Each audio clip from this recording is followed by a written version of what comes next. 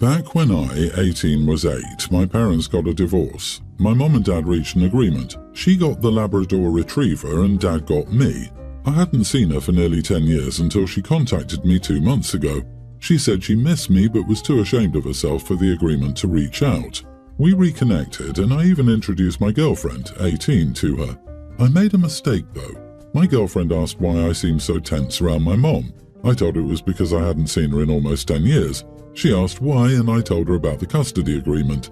My girlfriend then called my mom. She, according to mom's description, screamed for 5 minutes and called my mother a piece of crap. Then my mom told me I shouldn't have told my girlfriend that and that I should have known it would lead to a great deal of embarrassment for my mom. Am I the idiot for telling my girlfriend that my mom chose the dog over me? LMAO, buddy, 10 years later. Of course your mom is contacting you again. The dog is dead. Not because she misses you. I doubt she's embarrassed. Oof. Tell your mom she should feel a great deal of embarrassment. Geez, I'm sorry. I hope your father was a great dad to make up for this crap. Your mum, wow. Her embarrassment isn't your problem. She does not get to control your narrative. Girlfriend is 18. Who has good boundaries or self-regulation when they're 18? I have a crappy dad that abandoned me emotionally and other things more than a decade ago. I wouldn't require my future partner to do this, but I wouldn't be mad if they did something like this.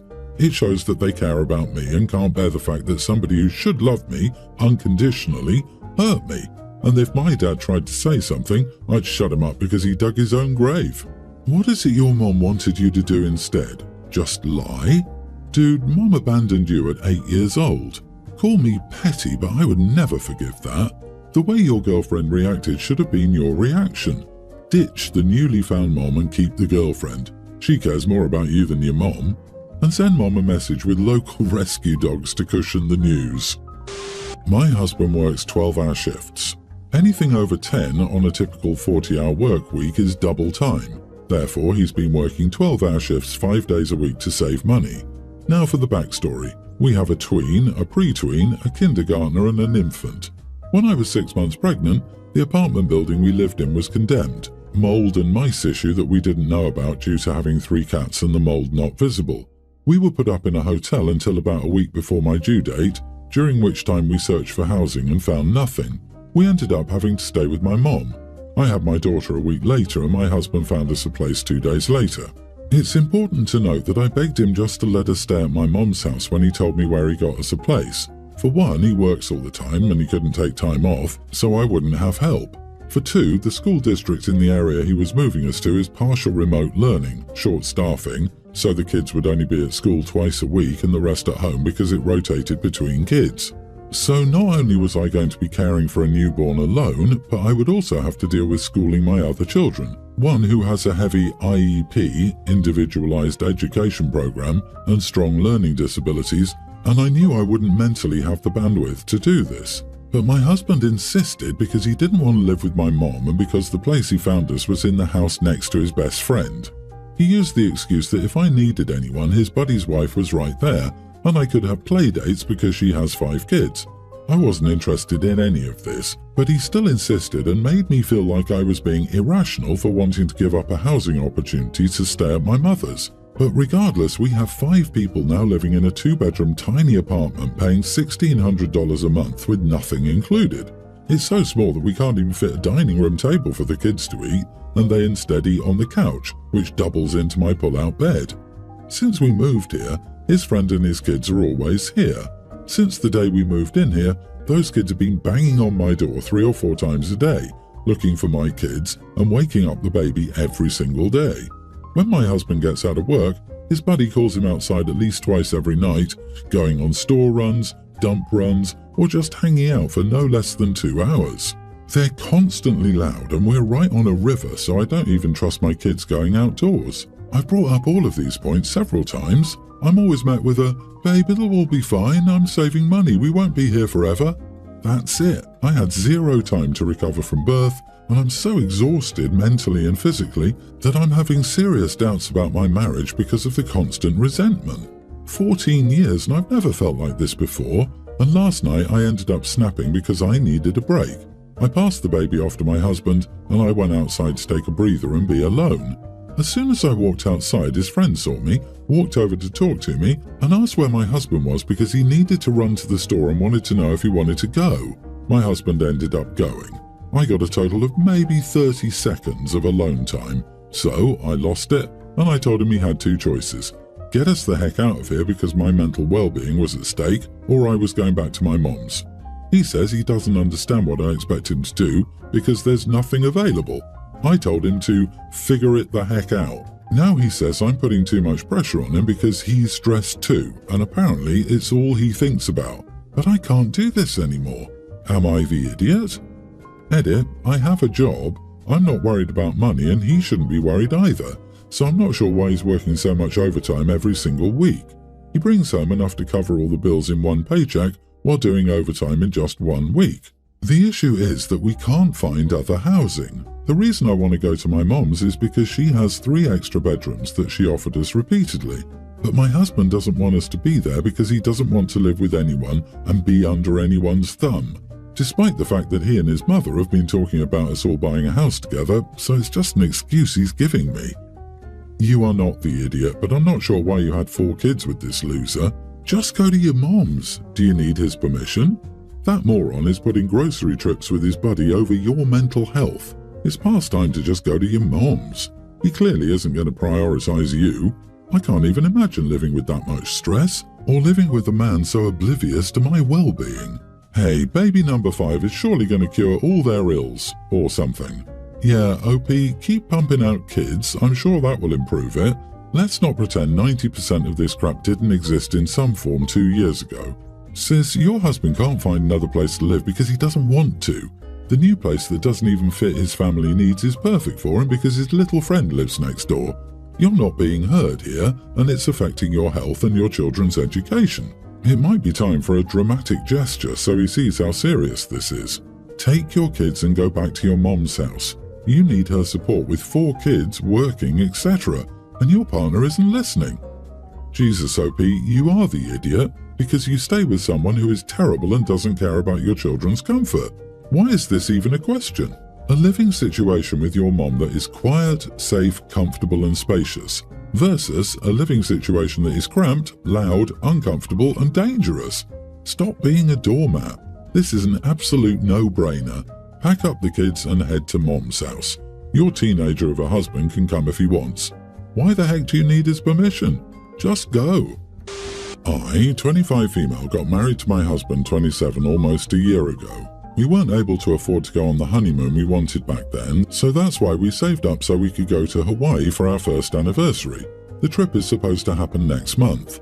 We mentioned our plans to our family when my brother, 23, suddenly chimed in, saying that Hawaii was a great idea and that he and his boyfriend would join too.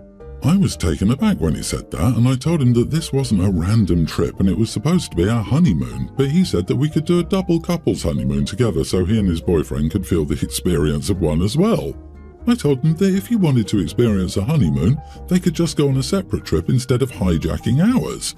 Still, my brother went off at me, saying that I was selfish for not sharing this experience with him when I knew that our country doesn't allow gay marriages. So he's never going to feel the experience of a real honeymoon, and this will be as close as he gets. Somehow, my parents are backing him up as well. Mostly my mom, but my dad usually goes along with her to avoid family conflict. I'm not going to lie, at this point I feel like giving my brother the wrong location for our honeymoon so there's no possibility of him and his boyfriend somehow hijacking it. Am I the idiot? Your brother wants a honeymoon experience but wants to go with another couple. I don't know what he thinks honeymoons are for, but my wife and I didn't want spectators along on our honeymoon. The very point of the honeymoon is to get one-on-one time, just you and your newlywed partner. Your brother can and should most definitely have a honeymoon experience, but by themselves, just the 2 of them, somewhere far away from you. Don't tell them a hotel, your travel dates, or plans for when you're there. And if they already know this stuff, change it if possible without telling them. The only selfish person here is your brother for insisting that your honeymoon goes according to his plans. Entitled much? Yeah, hard not the idiot. And don't tell your parents either. You can't prevent him from going to Hawaii at the same time as you. You can, however, refuse to see them at any point during the trip. All lodging, food, activities and transportation should be 100% on them to arrange for and pay. Refrain from communicating about this anymore. If they show up with no hotel, don't let them in. They can find a bench to sleep on. Nope, it's time to lie like you have never lied before. Sorry, since you hijacked our Hawaii honeymoon, we are going to insert place your brother hates. Then keep your actual honeymoon plans completely secret. Most people do a few islands, so even if he still plans to go, you can be in completely different places. It's so strange to plan a honeymoon like you're on the run, but it would help if you dealt with this beforehand and while you're there. Have a wonderful time. For background, I, nearly adult, am adopted. I have PTSD and babies crying is a trigger that I've been working on for years. I kind of zone out and get ragey, not something good or fun. My older sister, 23, lives with our mom, as do I, and is unexpectedly pregnant. There were a lot of emotions involved initially, but she ultimately decided to keep the baby. She's now 6 months along. I was under the impression she was going to move out, but she's decided she won't as it'll be easier to have our mom help her. I'm naturally pretty upset. I don't want to share my space with the baby, but also the ragey PTSD thing is exhausting for everyone.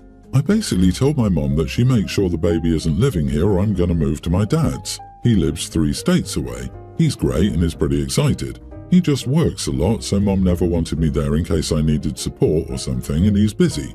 Mom is pretty torn and upset. My sister called me a selfish idiot. My cousin thinks I need to just wait it out. The baby is family and it might not even cry that much. Members of my bio family think it will be good exposure therapy, but I don't really believe them. Mom is trying to make it work, find a way for both of us to stay. I refuse every option because it won't work. She wants me to try at least, but I refuse to. Even separately, I don't like kids. I don't want a kid in my stuff when it grows up.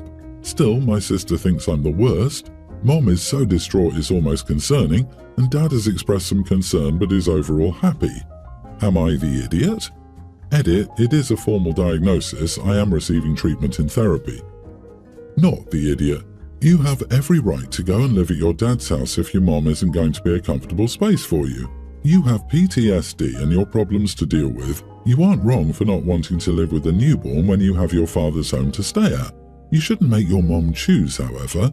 Just tell her you're going to your dad's and why you're leaving. This.